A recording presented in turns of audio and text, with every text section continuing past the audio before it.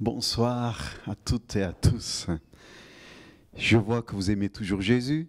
Ça, c'est extraordinaire. Amen.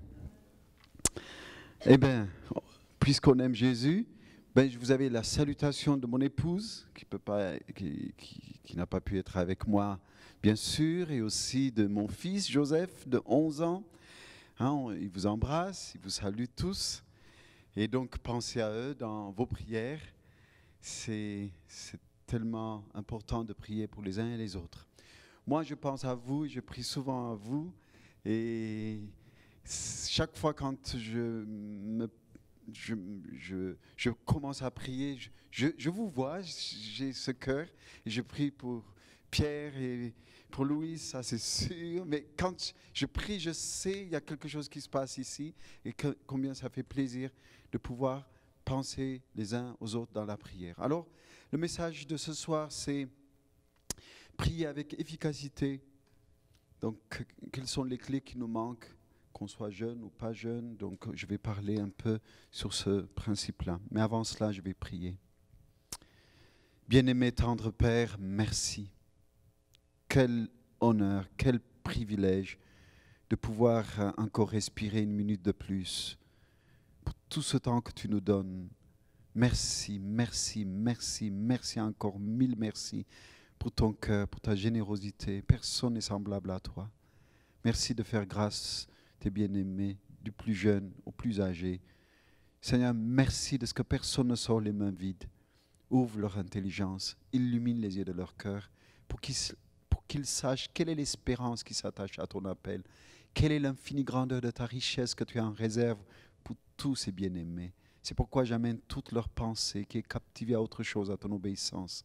Je renverse toute forme de raisonnement, d'auteur, de forteresse, d'imagination qui s'adresse contre la connaissance de Christ. Et je déclare liés les princes de l'air, je déclare liés les puissances sataniques de la mer et tout ce qui s'oppose contre le projet de Dieu dans les vies, dans les cœurs, dans ce lieu, autour de ce lieu, dans le nom puissant de Jésus-Christ. Et je libère la foi et la compréhension de tes promesses ce soir, dans le nom puissant de Jésus. Merci Père. Amen. Amen. Vous savez, quand Jésus est venu, il a dévoilé un secret.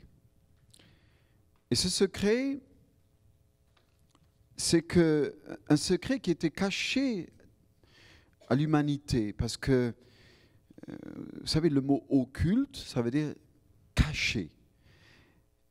Un des projets du diable, c'est de se cacher. Quand je dis cacher, quelquefois on a juste l'idée théorique des puissances des ténèbres. On a des pensées philosophiques, des pensées sur les puissances des ténèbres. Vous n'êtes pas jeune pour le savoir, parce que le jour où vous êtes engagé avec le Seigneur, que vous ne vouliez ou pas, vous avez déclaré la guerre à un autre royaume.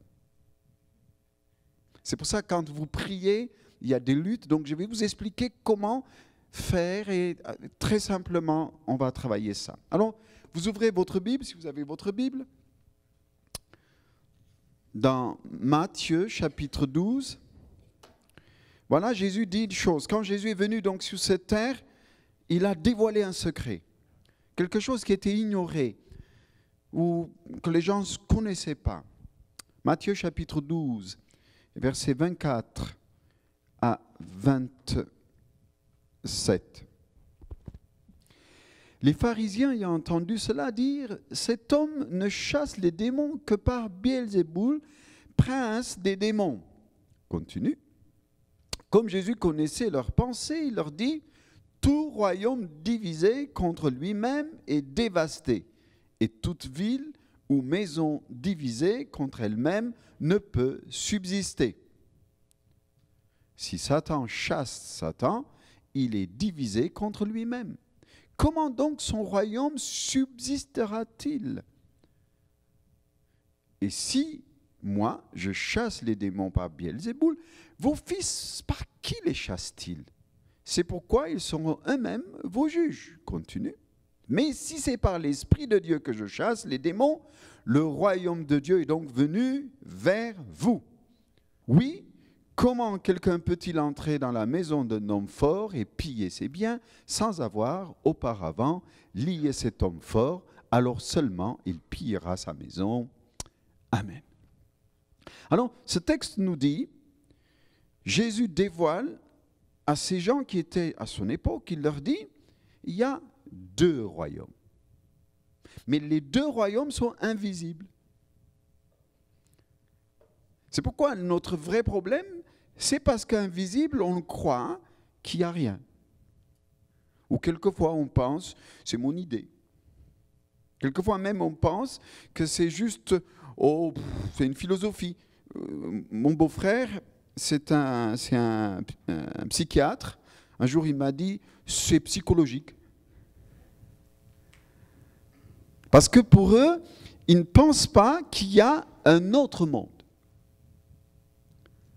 Et Jésus ici, exprès, il dit, mais il y a un autre monde, que vous le vouliez ou pas. Et le jour où vous vous êtes engagés, il y a eu la guerre. Ça veut dire, si nous sommes dans le royaume de Dieu, automatiquement, nous sommes en guerre avec le royaume des ténèbres. OK? Donc, dans Éphésiens chapitre 6, verset 12, nous dit ceci, notre guerre ou notre combat n'est pas contre la chair et le sang. Voyez-vous, Paul explique en disant, le vrai problème n'est pas naturel. Ce n'est pas contre les gens. Quelquefois, on peut se fâcher contre quelqu'un, on peut se fâcher avec des amis, et on dit, ouais, mais je ne suis pas d'accord avec lui, tu vois ce qu'il m'a dit, tu as vu ce qu'il m'a fait, et pourtant, ce texte nous dit, notre guerre n'est pas contre la chair et le sang. Ça va jusque-là? Ok. Alors,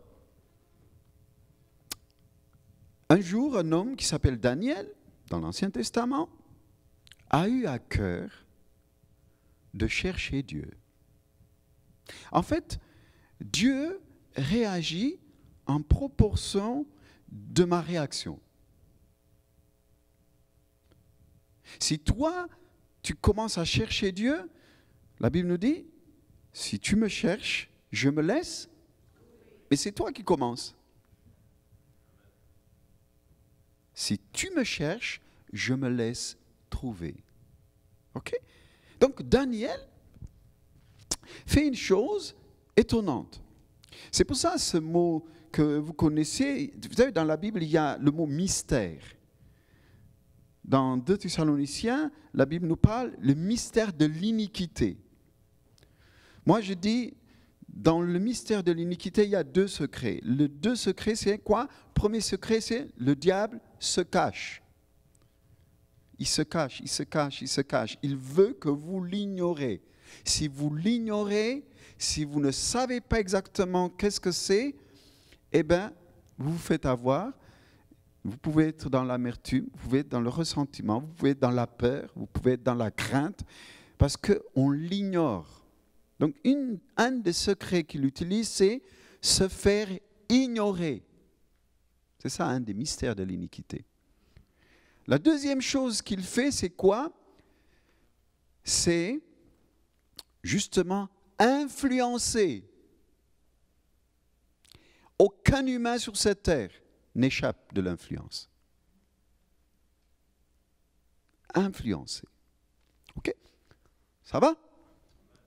Alors, Daniel, la Bible nous dit dans Daniel chapitre 10, versets 2 à 12, il relate donc que cet homme a jeûné et il a commencé à crier au Seigneur. Et ensuite, dans Daniel chapitre 10, versets 13 à 21, encore après sa prière et son jeûne, 21 jours plus tard, voilà les anges, il y a 3 entités angéliques qui se présentent. Pourquoi je vous parle de ça? Tout d'abord, l'initiative de ces événements, donc l'initiative de Daniel sur la terre, ce qu'on doit faire quand on prie, quand nous, on prend l'initiative de prier, vous faites bouger la main de Dieu. Quand vous commencez à dire, Seigneur, il y a quelque chose qui ne va pas, et vous commencez à avoir cette relation, c'est ce que l'a fait Daniel. Vous commencez à faire bouger le Seigneur. Mais attention, le fait de faire bouger le cœur de Dieu ne veut pas dire d'être exaucé tout de suite. Pourquoi? Parce que ce texte nous parle qu'il y a 3 ciels. Paul nous dit qu'il y a 3 niveaux invisibles. Il y a le ciel que vous voyez naturellement. Après, il y a un deuxième ciel où il y a les puissances des ténèbres. Après, il y a 3e ciel, là où il y a le paradis et la présence de Dieu. Donc, chaque fois quand tu pries, ta prière doit traverser le 2e ciel. La plupart du temps, l'échec de nos prières, parce qu'au 2e ciel, nos prières s'arrêtent. Daniel, dès le premier jour, il a eu à cœur de prier, qu'est-ce qui s'est passé? Il a percé, il a traversé. Sa prière a été écoutée. Mais il fallait qu'il persiste dans ce temps pour que du 2e ciel, 3e ciel et du 3e ciel pour revenir, il y a eu une guerre. C'est chapitre, je vous ai dit, Daniel, qui discute et qui parle, qu'il y a eu 2 entités qui sont venues dire, qui se sont battues contre l'ange Michel. 2 entités. Donc quand vous priez, vous faites bouger le cœur de Dieu. Cependant, il faut que vos prières traversent le 2e monde. OK? C'est même pas moi qui le dis, c'est la Bible qui le dit. Ça va, vous me suivez jusque-là? Ça ne fait pas peur? Ça ne fait pas peur, c'est bien. Parce qu'il faut que vous sachiez. Si vous ne grandissez pas en comprenant ces principes, vous serez tout le temps dans l'échec et vous allez finir par dire, bof, Dieu n'écoute pas. À quoi ça sert de suivre le Seigneur si c'est que ça la vie? OK? Alors, Dieu dans sa sagesse, il savait que nos prières humaines, charnelles, humaines, n'arrivera pas à traverser le ciel. Donc c'est pour ça qu'il nous a donné le Saint-Esprit. Moi, la plupart du temps, je prends mon temps à prier, pour que ça perce. Je sais ce qui se passe. Et ça, c'est à la portée de chacun de nous. De chacun de nous. Vous allez être exaucé si vraiment vous comprenez ce principe. C'est pour ça, ce n'est pas parce que c'est invisible que ça n'existe pas. OK? Donc, premier, donc l'initiative que nous prenons. Le deuxième, entre le ciel et la présence de Dieu, il y a un 2e monde, ça, le comprendre. OK? Donc il faut percer cela. La terre se trouve entre le ciel, lieu de la présence de Dieu, et le ciel visible de la terre, se trouve un royaume d'anges sataniques. Ils s'opposent, qu'est-ce qu'ils font? Ils s'opposent à l'ange envoyé pour Daniel. N'est-ce pas? Le jour où Daniel a eu à cœur, nous dit la parole de Dieu, Dieu a entendu, il a donné la réponse, mais l'ange qui voulait descendre pour donner la réponse a été empêché pendant 21 jours. Quelquefois dans nos prières d'être empêchés, qu'on n'arrive pas, qu'on dit mais pourquoi Dieu ne répond pas? Parce qu'on n'a pas compris qu'il y a 2e ciel. Beaucoup d'hommes et de femmes sont pris sous ce joug et même les chrétiens, quelquefois, je les vois parce qu'ils sont découragés. Ils disent, j'ai prié, il n'y a pas eu de réponse, Dieu n'a rien dit. Non, c'est parce qu'on n'a pas compris. C'est pour ça que j'ai dit, le diable joue un rôle, il se cache. Il veut que vous ignorez qu'il existe, qu'il joue un rôle. Ça va ? Alors, dans ce même texte de Daniel, ces anges sataniques étaient si puissants qu'il fallut 3 semaines de combat. 3 semaines. Vous savez, moi, quand je me suis marié, le Seigneur m'a poussé à jeûner 40 jours. Je vous assure, il n'y a aucune gloire à tirer parce que si Dieu ne me tenait pas, c'était impossible parce que c'est lui qui m'a dit, il m'a tenu. La prière, ce n'est pas convaincre le Seigneur.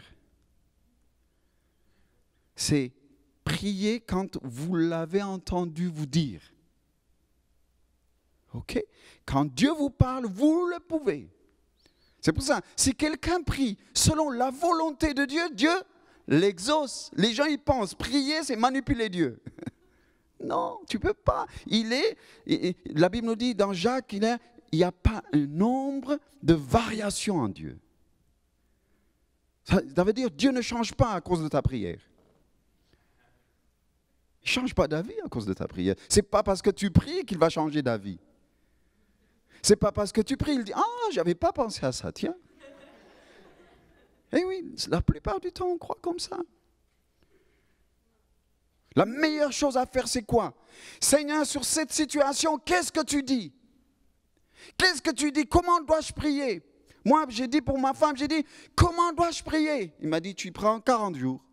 J'ai dit, Seigneur, 40 jours, tu rigoles? Moi, je ne peux pas, c'est trop. Je te l'ai dit, je te donne la capacité. Je vous assure, ce n'est pas moi qui l'ai fait. Il m'a donné la capacité parce que c'est selon sa volonté que je suis allé dans la prière. Et à ce moment-là, il m'a donné la clé, comment faire. Amen. Il y a des situations que Dieu vous demandera comment faire. Ne priez pas pour prier, ça ne sert à rien. Quand vous priez, vous dites, Seigneur, qu'est-ce que tu veux? Comment dois-je prier sur cette situation? On va être étonné comment Dieu va agir. Ok? Malgré les 3 semaines d'histoire de Daniel, Dieu pousse Daniel à jeûner 21 jours. Ce n'est pas Daniel l'initiateur du 21 jours. Je vous assure.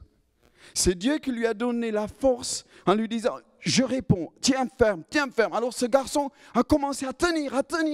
Et au 21e journée, voilà l'ange Michel vient. Il lui dit, je te donne un secret. Vous savez, c'est un secret qu'il lui dévoile. Il dit, l'ange de Perse et l'ange de Grèce m'ont résisté pendant 21 jours. Mais le jour où tu as eu à cœur de prier, le Père a entendu ta prière. Qui pense quand il prie que Dieu l'entend ici? Exactement. Dieu nous entend. Je vous assure, les moindres respirations de votre pensée, Dieu le sait. La Bible nous dit, il est beaucoup plus proche que tu le penses, beaucoup plus proche que ta respiration, parce qu'il a fait de toi sa demeure. Et pourquoi on n'est pas exaucé? Parce qu'on ne demande pas son projet, son plan. Comment dois-je faire dans cette situation? Quelle sorte de prière tu me demandes? Comment dois-je préparer ma prière, Seigneur? Je vous ai dit, pour Daniel, c'était 21 jours, sans manger des mets succulents. C'était que des choses, juste des légumes. Eh bien, c'était la stratégie de Dieu pour lui expliquer les secrets. Donc, quand je prie, je m'approche de Dieu en disant, comment tu veux que je prie, Seigneur? Amen. Si dans ce sens vous vous approchez, Dieu vous donne sa stratégie. Et quand il vous donne sa stratégie, quand quelqu'un prie selon sa volonté, Dieu ne peut qu'exaucer. Amen. Mais il ne faut pas que tu ignores qu'il y a un deuxième monde qui empêche ta prière. N'oublie pas ça. Donc il ne faut pas être découragé. Quelquefois, ça prend du temps.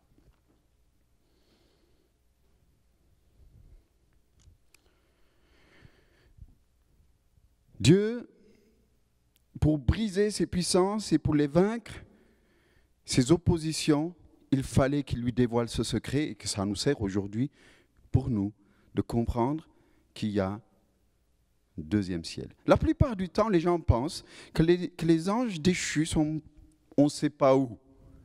Pourtant, la Bible est claire. Dans Éphésiens chapitre 6, nous dit,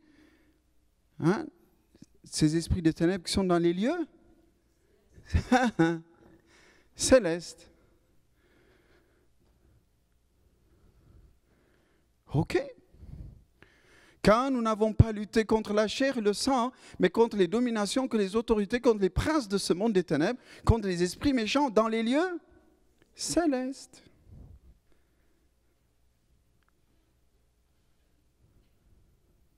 Good? Après, si vous avez des questions, vous me poserez. Hein? Mais je fais exprès d'aller doucement pour que vous compreniez. Alors, quatrième, qu'est-ce qu'a fait Daniel? La prière de Daniel contribue puissamment à la victoire finale. Ça veut dire que quand tu pries, selon sa volonté, ce n'est pas seulement toi qui es victorieux. C'est que le plan de Dieu bouge avec. Quelquefois, nous, on pense, quand on prie et qu'on est exaucé, c'est Dieu l'a fait pour moi. C'est faux. Dieu l'a fait pour son royaume, dans son projet, dans son plan, pour son plan. Nuance, très grande nuance. Et en même temps, tu profites.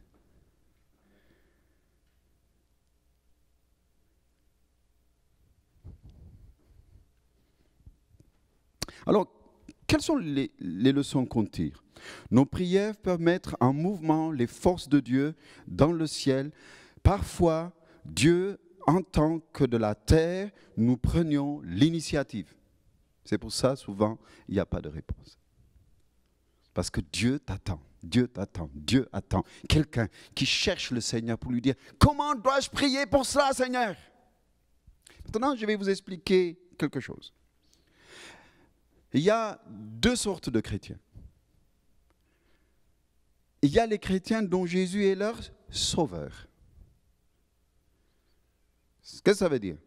C'est celui qui est mon roue de secours. Ça veut dire, j'ai des besoins, je crie au Seigneur, Seigneur, fais ça, Seigneur, Seigneur. C'est le roue de secours. Il y en a d'autres. Jésus est Seigneur. Ça veut dire, il a pris le volant de ma vie. Il devient le conducteur. Donc, par contre, il ne t'impose pas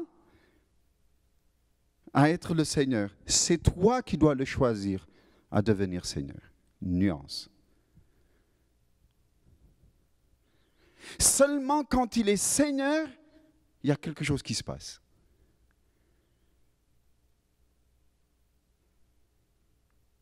Les puissances des ténèbres connaissent les chrétiens dont si Jésus est Seigneur ou si Jésus est Sauveur.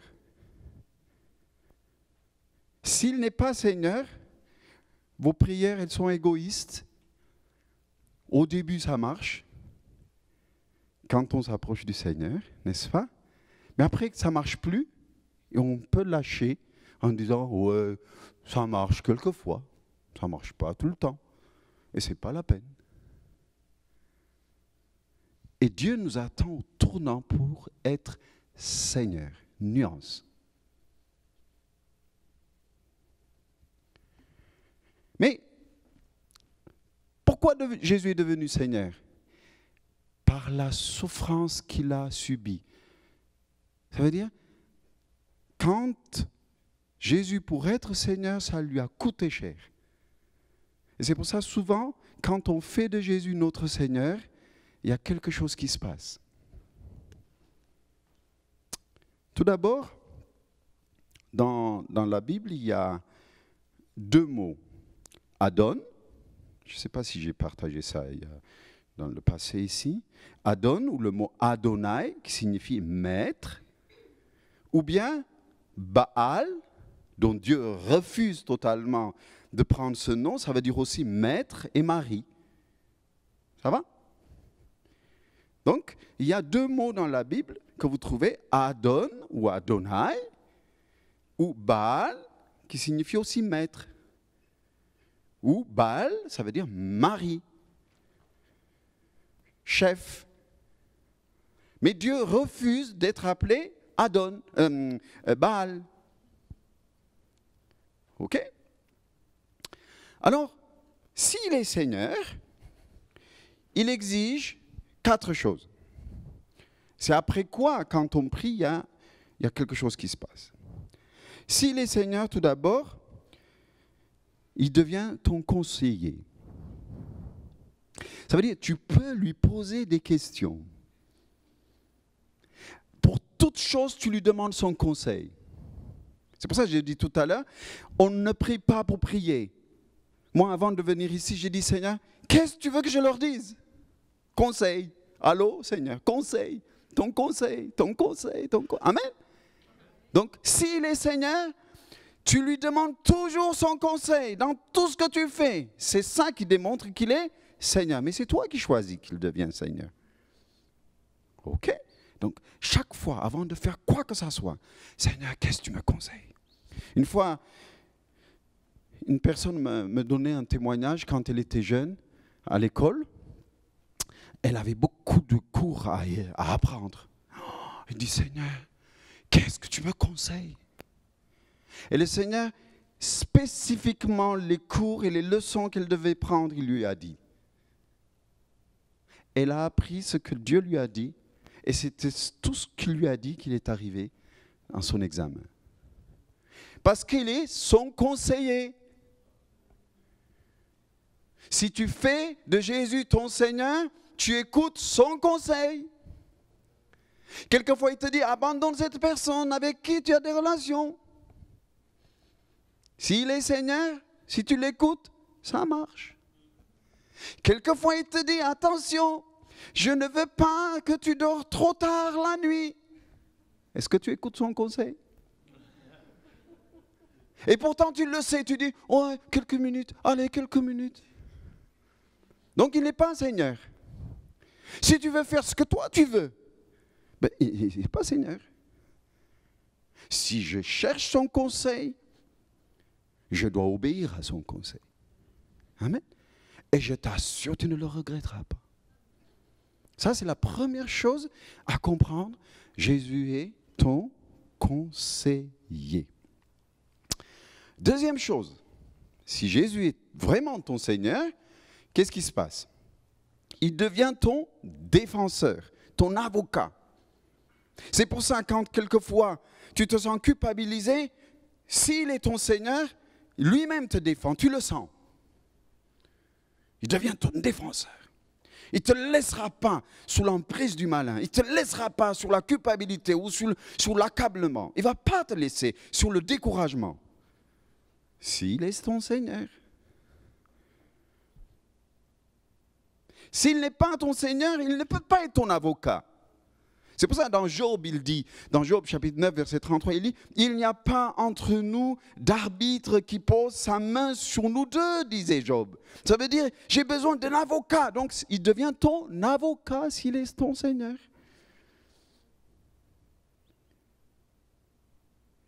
Mais avocat, pas par rapport à une autre personne. Ce n'est pas par rapport avec un copain où tu t'es fâché. Tout à l'heure, je vous ai dit, ma guerre, c'est pas contre la chair et le sang. Il est ton avocat par rapport à ces puissances des ténèbres qui veulent t'agresser, qui veulent te voler les biens, qui veulent te voler ta joie, qui veulent te voler ta réussite, ton succès. Tu comprends? Il devient ton avocat, ton défenseur par excellence. Si du moins s'il est ton Seigneur. Troisième chose. S'il est ton Seigneur, il va t'enseigner où se trouve l'autorité. Ça veut dire, Dieu va te conduire à qui tu dois te soumettre. Il n'y a pas d'autorité sans soumission, ça n'existe pas. Ça n'existe pas. Vous savez, moi, quand je viens ici au Canada, je me soumets automatiquement au couple pastoral et en même temps à ce qui est autorité ici. Chez moi, c'est autre chose. Donc, si les Seigneurs, ils te montrent automatiquement où se trouve l'autorité. Amen. Et si tu apprends cela, je t'assure, tu réussis dans ta vie. Moi, je me rappelle, moi j'ai fait les arts martiaux, j'avais 105 élèves. J'étais maître dans les arts martiaux. Mon prof qui m'a formé, le coach qui était là, cet homme, s'il me disait tu fais 600 abdominaux, je faisais 600 abdominaux. Je l'ai fait. Hein. Aujourd'hui, ne regardez pas que ça soit que c'est plus du chocolat carré ici. Mais à l'époque, c'était plus que carré. J'obéissais. Le fait d'avoir connu son autorité, facilement, je suis monté à l'autorité. C'est la soumission seule qui nous conduit à une autorité.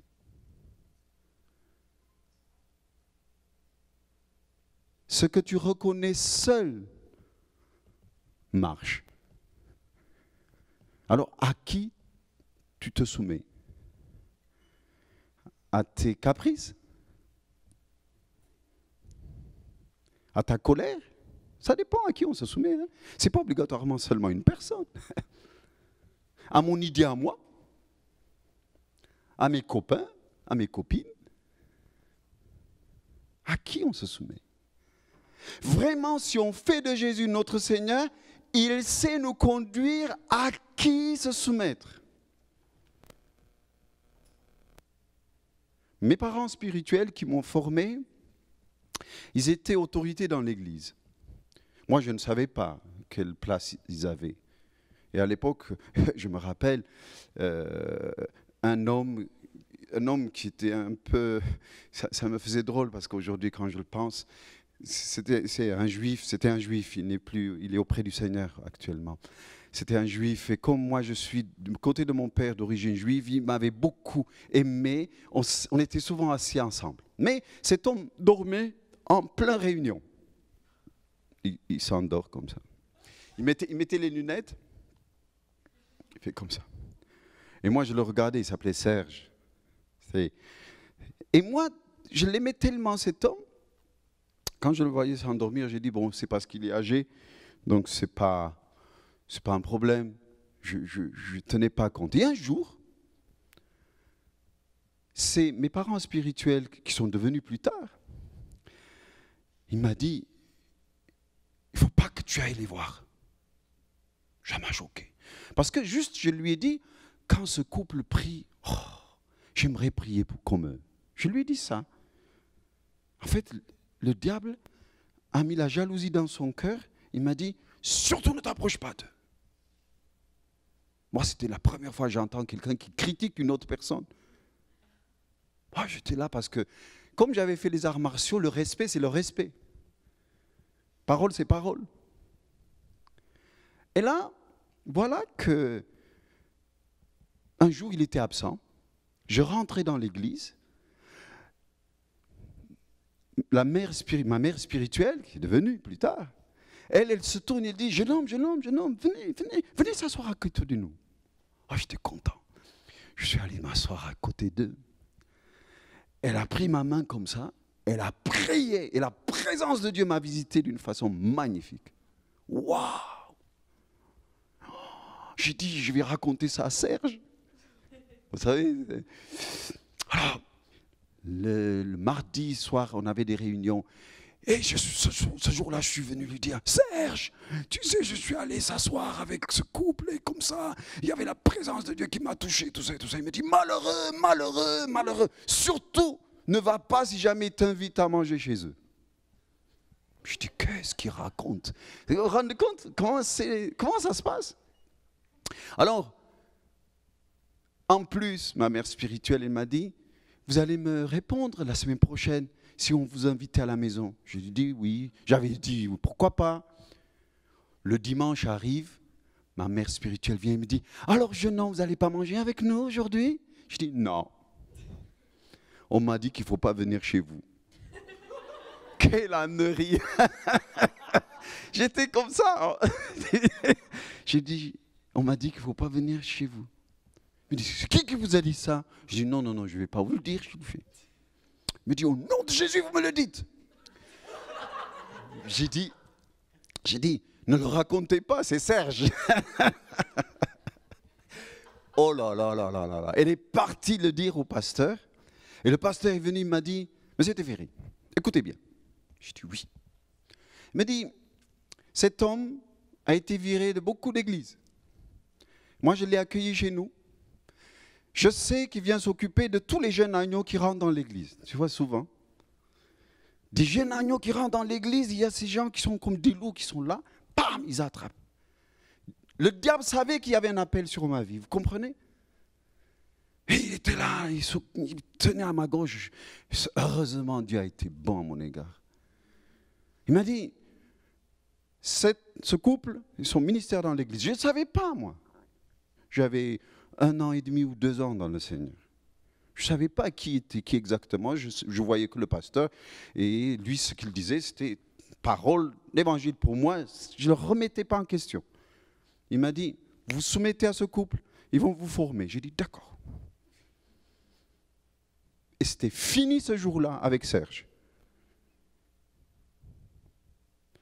Savoir où se trouve l'autorité. Il n'y a pas de compromis, vous comprenez? Ce n'est pas à peu près.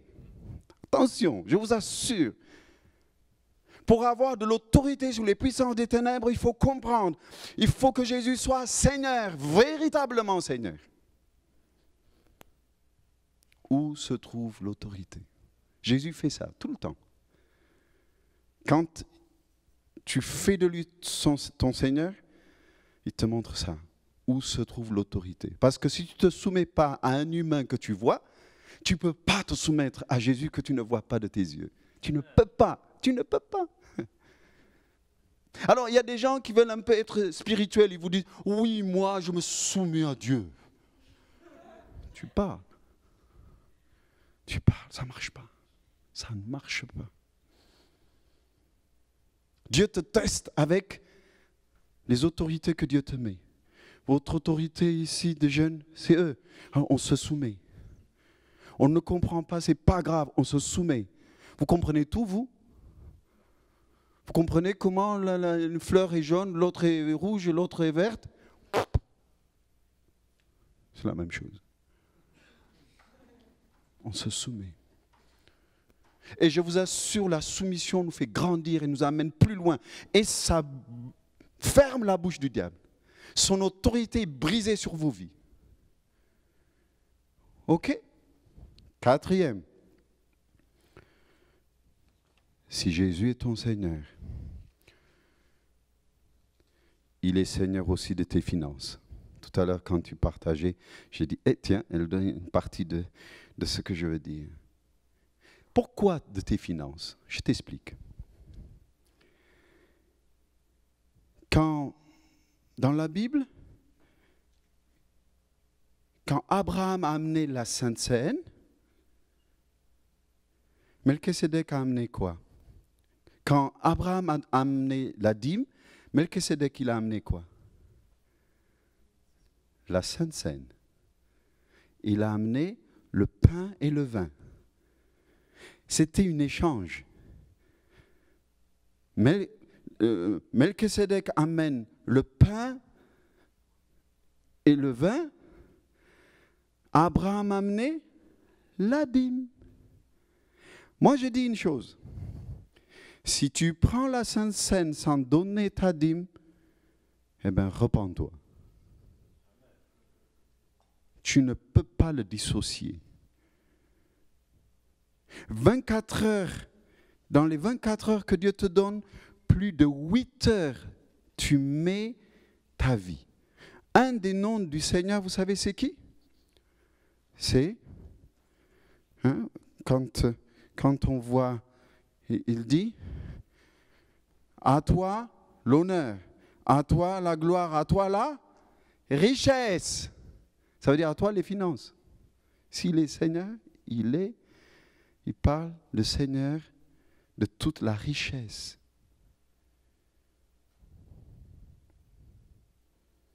Jeune agneau que j'étais, étudiant, je n'étais pas boursier.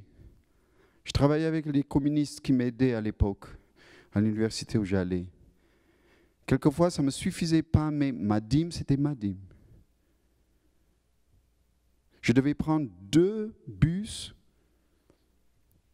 Et si je n'avais pas assez d'argent pour le 2e bus, je prenais un seul bus et après le reste. Et un jour, le Seigneur m'a offert un vélo d'un homme qui ne voulait même pas me voir. C'était un musulman.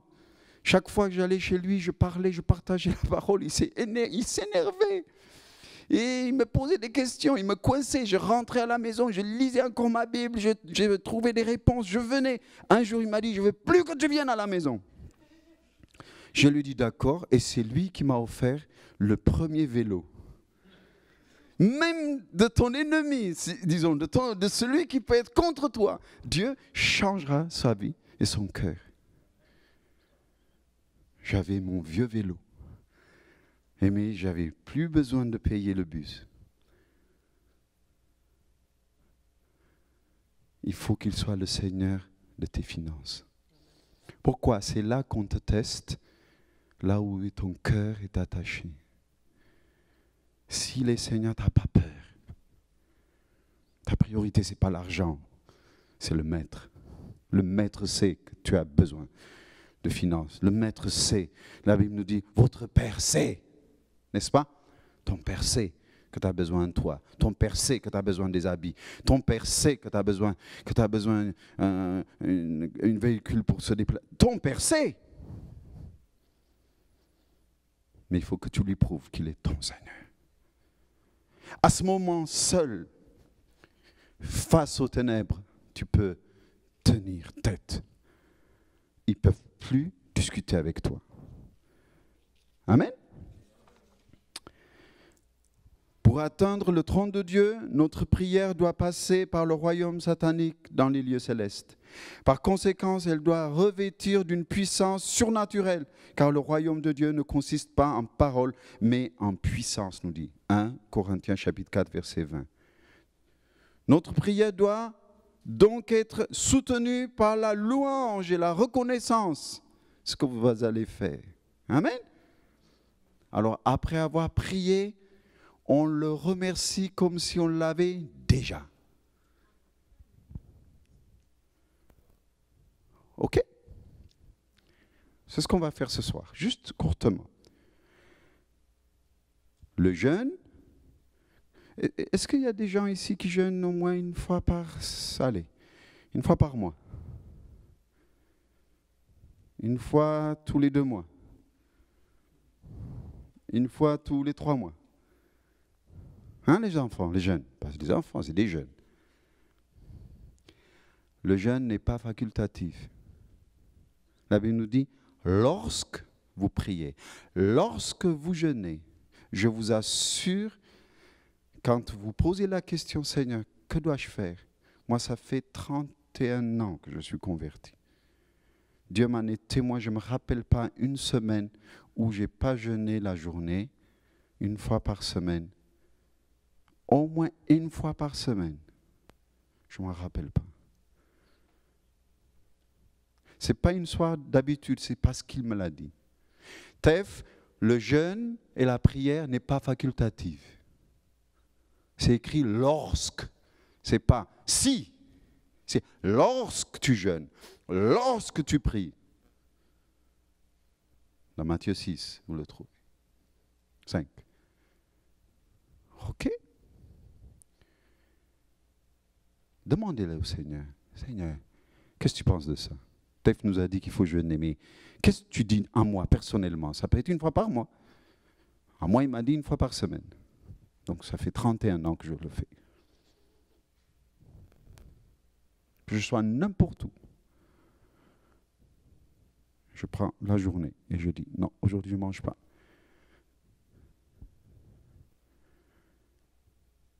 On va se lever et on va prier. Alors, qui peut me résumer un peu de ce que j'ai partagé? Allez, qu'est-ce que vous avez retenu? Premier, qu'est-ce que vous avez retenu? Oui. La prière doit être soutenue par le jeûne et la prière doit passer par le deuxième ciel. Ok, notre prière doit être soutenue par le jeûne et la prière pour passer le deuxième ciel. Ouais. Un autre. Allez. Comme ça, ça va rentrer. Oui. Dieu est le conseiller. Amen. Toujours écouter son conseil. Oui.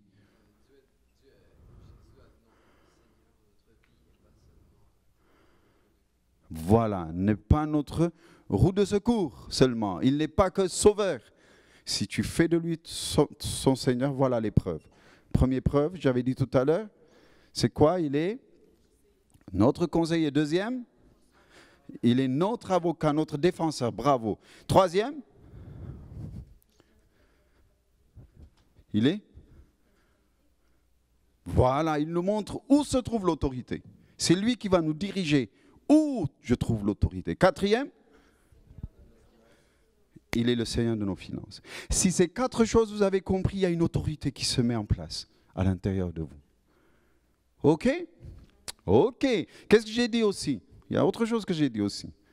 Qu'il y a? Oui, vas-y. Le sang, mais contre les esprits. Ouais, c'est ça. Exactement. Donc on ne se bat pas contre la chair et le sang. Ça veut dire que ce n'est pas une idée, ce n'est pas une philosophie, c'est une réalité. C'est un autre monde. Que vous le vouliez ou pas, vous pouvez subir. Ok, très bien. Encore. Parce que comme ça, on le garde, oui. Il faut persévérer dans la prière, c'est juste, parce que quelquefois on prie, on ne croit pas que Dieu nous a entendus, juste parce que au deuxième ciel, après que le Père a entendu, ça peut ne pas descendre. Et tu dis, oh, Dieu n'a rien répondu. Ok, et pourtant il a répondu.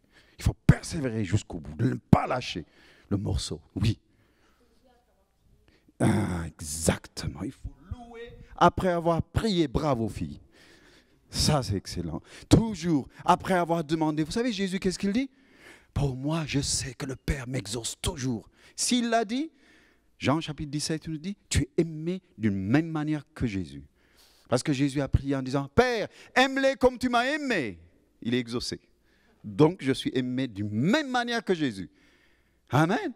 Père, comme tu es un avec moi, sois un avec eux. Ben, je suis exaucé. Je suis un avec le Père. Amen.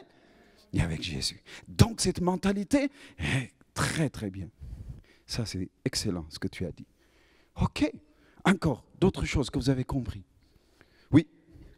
Ça doit être en fonction de pas nos désirs, mais des désirs de Dieu en premier. Exactement. Quand je prie toujours, je demande son conseil. Le premier, ce qui a été dit, excellent, c'est ça. Toujours, Seigneur, qu'est-ce que tu penses de cela? Qu'est-ce que tu dis de cela? Qu'est-ce que tu attends de moi? Comment dois-je prier, Seigneur? Comment dois-je entretenir cette histoire? Tu as autre. Qu'est-ce que tu as? Savoir c'est qui l'autorité dans l'Église. Exactement. Connaître où se trouve l'autorité dans l'Église. Amen. Où se trouve l'autorité? Ça, c'est Dieu qui te conduit. Ah, mais je suis fier de vous. Vous avez bien entendu. Vous n'êtes pas endormi, quoi. C'est excellent, ça. Waouh. Très, très bien. OK. That's it. Vous l'avez, ça. Gardez ça. Chaque fois, révisez-le. Seigneur, j'ai compris. Quand je prie, il y a quelque chose qui se passe. Dieu entend toujours. La Bible nous dit, celui qui a planté des oreilles n'entendrait-il pas? Celui qui a planté des yeux ne regarderait-il pas? Au moment où j'ouvre ma bouche, le Père entend. Mais il faut que j'aille jusqu'au bout, je ne lâche pas. Seigneur, comment tu veux que je dois le faire? Il va te dire, ou jeûne, ou va te dire, ou fais, ou il te dit, mets-toi. Moi, quelquefois, il me dit, mets-toi à genoux. D'accord. Je me mets à genoux. Je ne réfléchis pas, vous comprenez? Je ne le fais pas juste pour les uns. Non, je l'écoute. Mets-toi à genoux. Et au moment où je me mets à genoux, il y a quelque chose qui se passe. Je vous assure. Donc, son conseil, son conseil, son conseil, son conseil. Amen. Amen. Merci Père. Tu es bon et ta bonté vaut mieux que la vie. Merci pour tous ces bien-aimés. Merci pour cette jeunesse qui va bouleverser cette nation. Merci de les utiliser puissamment. Père, merci. Merci, oui. Mettez-vous 2 à 3. Mettez-vous à 2 à 3 ensemble. Parce que le Seigneur me dit, mets les 2 à 3, comme ça, ensemble. Voilà, 3 ou 4, qu'importe. Mais mettez-vous 2, 3, 4 ensemble. Alléluia. Allez-y maintenant. Tu dis, Seigneur, je ne veux plus que tu restes mon sauveur. Je ne veux plus que tu restes mon sauveur. Je veux que tu sois mon Seigneur. Amen. Tu veux qu'il soit ton Seigneur? Alors, prends quelqu'un. Allez, vas-y. Tu as des équipiers là, juste derrière, avec eux. J'aspire que tu vois mon Seigneur. Alors aujourd'hui, avec moi si vous voulez. Alors aujourd'hui, Seigneur, je m'engage devant mon ami, mon frère, ma sœur, que tu es mon Seigneur. Je fais de toi mon conseiller. Amen. Je fais de toi mon avocat. Je fais de toi celui qui me montre où se trouve l'autorité. Je fais de toi celui qui a l'autorité sur mes finances. Apprends-moi à me battre. Conduis mes pas. Tu as dit que les pas du juste sont conduits par le Seigneur. Conduis mes pas. Merci Jésus. Amen. Amen. Seigneur, sur la confession de leur bouche, je te prie aujourd'hui qu'ils sortent de la dimension sauveur et qu'ils rentrent dans la dimension Seigneur. Pour se battre et comprendre que dans le monde invisible, la victoire peut être une réalité. De voir ta main agir d'une façon nouvelle et puissante. Père, dans le nom puissant de Jésus, je te le demande. Qu'ils ne sortent pas les mains vides. Qu'ils le mettent en pratique. Qu'ils voient que ce que je leur dis est vrai. Et que ce que je leur dis est puissant. Et ce que je leur dis peut se mettre en place. Je te remercie parce que c'est toi qui le fais au travers d'eux. Il n'y a aucun effort à faire si ce n'est de te faire confiance. Père, je te remercie pour cela. Dans le nom puissant de Jésus. Amen.